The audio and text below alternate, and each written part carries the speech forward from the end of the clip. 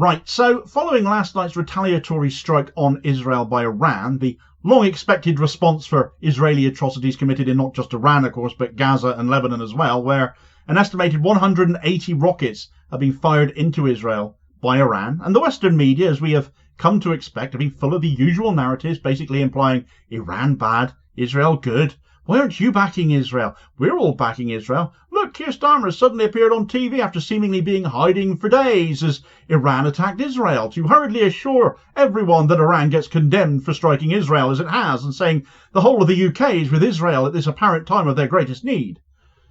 Well, newsflash for the Western media and certainly for Keir Starmer there. You don't speak for us. You might have been bought and paid for by the Israel lobby, but don't tar us all with that same brush. It's an insult to common sense. But coming back to the media, they've misstepped. And as this footage from Sky News shows, Iranian spokespeople are having none of it. And an Iranian-American scholar very much schooled them and the West in what is an epic takedown of the nonsense we're all being fed by our own media. What that makes us, if we believe what such sources are telling us, which is such a far departure from the truth, is just silly, isn't it? Well, Professor Mohammad Marandi from the University of Tehran joins us now. Thank you very much for being with us, Professor. I just wonder, first of all, what has Iran achieved by this attack on Israel? Very few of the missiles got through. It, in effect, failed. Many people are calling it a humiliation for Iran. I think that's a lot of wishful thinking on behalf of you and your colleagues at Sky News. It was a massive blow to the Israeli regime. And the history of this conflict doesn't go back to last year. It is 76 years of ethno-supremacism, ethnic cleansing, and this is a racist regime that you support. What the problem is that you cannot recognize that the difference between you and us is that you support racism and racial hierarchy, and we reject it. And the Israeli regime, if they dare strike back at Iran, we will hit them much harder next time. We will beat them into submission. Well, they will strike back, won't they? No sovereign country can put up with having 180 ballistic missiles fired at them. So they will hit back, they will hit hard, and they could well hit your nuclear facilities, your oil production installations. They could cause Iran serious damage. Listen, instead of the rhetoric, be real, because you're misleading your own people. Iran has countless underground missile sites with hundreds of thousands of missiles across the country. They were made after the US invasion of Iraq and Afghanistan to deal with a potential war with the United States. So this puny regime, it is not a state, it is a colony. It is a racist, ethno-supremacist colony which the people call themselves the chosen people. Unlike you, we do not believe in chosen people. And the Palestinian people on that land who've been displaced and pushed into Gaza and who've been slaughtered regularly over 76 years, we will not stand for that. All people in the whole of Palestine must be equal. The Israeli regime, if they strike Iran, we will hit them much harder next time. And they can pretend that they got away, but we hit them very hard last night. We hit their bases. And unlike the Israeli regime, which constantly carries out slaughter and genocide and is carrying out a Holocaust in Gaza, we struck their military targets because unlike you, we actually care about human rights, not you. Right. So that was a clip of Sky News apparently deeply regretting their decision to interview Professor Mohammad Marandi of the University of Tehran. I hope you enjoyed watching this quite happy, smiley-looking chap coolly and calmly eviscerating every question put to him there, along with the host and who the host represents. The interview does go on a little bit longer than the clip I've shown there, so do look it up and see the rest. It's all very much well worth watching. And check the guy out when he's been interviewed by other news channels here in the UK as well, because he really is quite something to watch. And whether you agree with what Iran did or not, whether you even agree with this guy or not, and obviously nobody wants to see further escalation, nobody can really be so surprised that this is where we are at given the conduct of Israel going back decades, but certainly over the last year now. It's very difficult not to see a lot of the truth in what Professor Marandi was saying there. Also, and Not being funny, Sky's Mark Austin bloody asked for it too. I mean, fancy starting an interview by telling the person you're interviewing that the attack was a failure.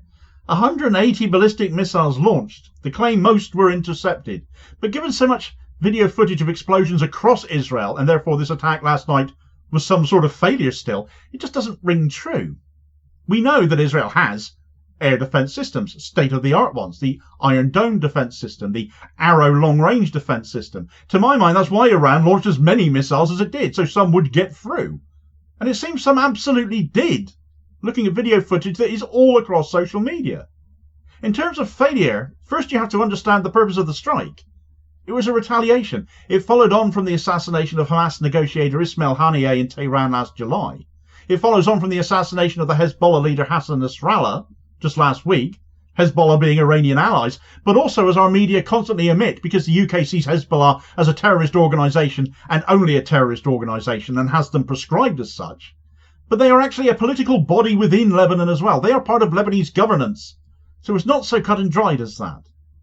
But equally, Mark Austin's approach is one of just being absolutely one-sided, blatantly so. It's not journalism, it's client media spokesmanship. It's Iran bad, Israel good, we're on Israel's side. Here I am talking to one of the enemy, so to speak.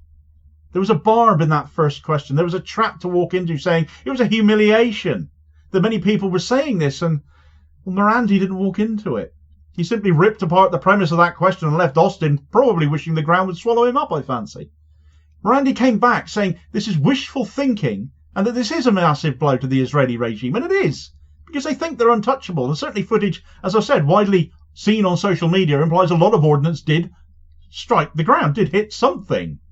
And Marandi straight up called out the inherent racism supported by the media, aimed specifically at Austin and Sky News in this case, because Israel is inherently a racist endeavour, built as it is on colonialism and white supremacy in the Middle East, and established by imperial nonsense of days gone by. It is an apartheid state that treats Arabs as second class, occupies their land, puts them down, and when they resisted, whether you agree with the methods used or not, and I'm certainly not supportive of the methods that were used, they've been decimated by way of response, and becoming more apparent that this is actually only providing cover for Israel to embark on more land seizure in the name of this Greater Israel project Netanyahu has been demonstrating in speeches, holding up boards where Palestine and the Golan Heights have been omitted, and even other images showing Jordan and Lebanon and more under Israeli control as well.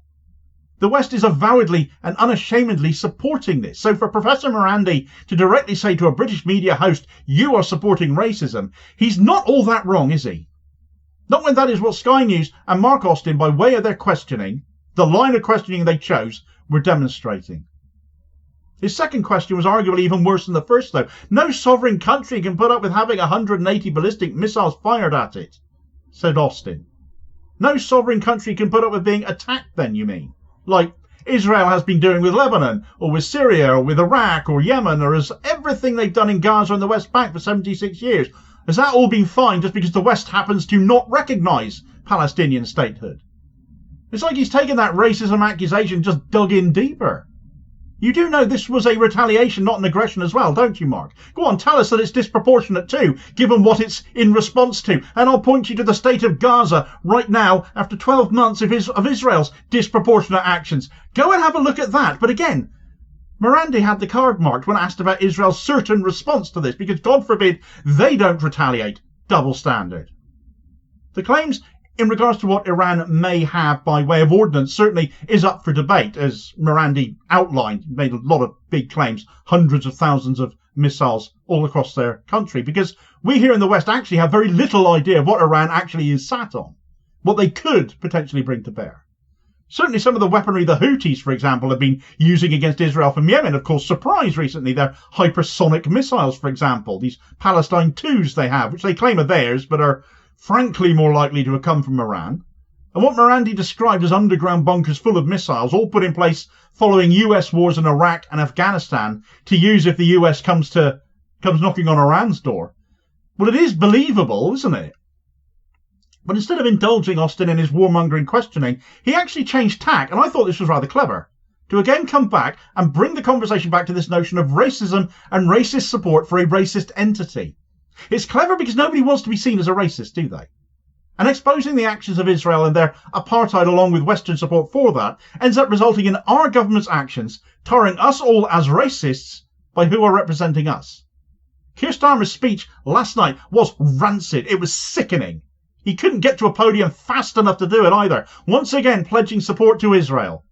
But just because you're bought and paid for by them, Keith, doesn't mean we all are. And so many of us do not support you in this, did not vote for you at all knowing you thought like this, especially when you're back to feminising the apartheid genocidal state as well by referring to Israel as she and her again. Marandi pointed out that the difference between those in Israel who the West supports and those in Iran and the strike they conducted on Israel last night was that while Israel commits genocide and is indiscriminate and targets civilians, again all Iranian targets, just as they were last April the last time Iran struck Israel, were all military targets. The full interview, as I said before, is very much well worth watching. Mark Austin keeps on digging a hole for himself. He begins talking hypotheticals about a war between Israel and Iran that Iran might lose. As if he wasn't intent on defending the indefensible, I might feel a tiny bit sorry for him, but I don't. Do look up the rest of the interview. Do watch out for this guy, Professor Marandi, in future too, because he does crop up from time to time in our media on other channels. Channel 4 have had him on recently as well. They didn't enjoy hosting him either. He must give Western news anchors absolute nightmares, frankly, but if they're going to keep towing the establishment line and keep asking him on their shows, then frankly they deserve everything they get from him. And alt media ends up being where the real news is at anyway, so do support your favourite independent media outlets as well. For more on the Iranian attack itself, as I covered the breaking news of the strike last night as it was happening, do check out this video recommendation here as your suggested next watch, and I'll hopefully catch you on the next vid. Cheers, folks.